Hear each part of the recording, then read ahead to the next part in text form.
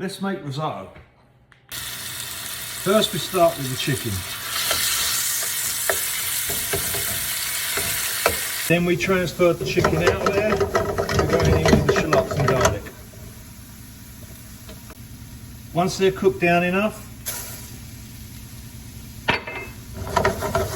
in with your rice.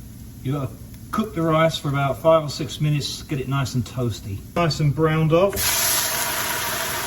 Nice glass of dry white wine in there. Once your wine is all cooked off, you're going in with a ladle at a time of your chicken broth. I'm using 5 cups of the broth, and what I do is I put it in the microwave to heat it up, because you don't want to put it in cold.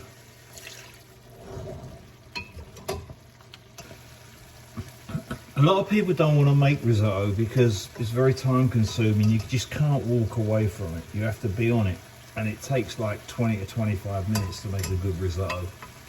So you've got to be there constantly, and I think that puts a lot of people off of making it, but it is nothing like it. If you make it yourself, it's nothing like it.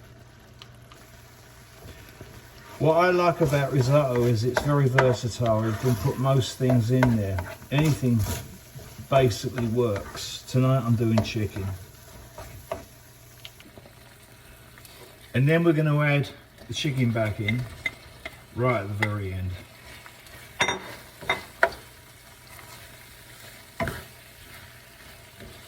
Okay, it's a tester time.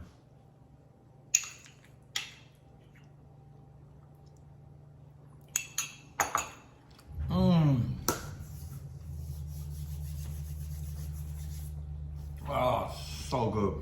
Oh, I love risotto.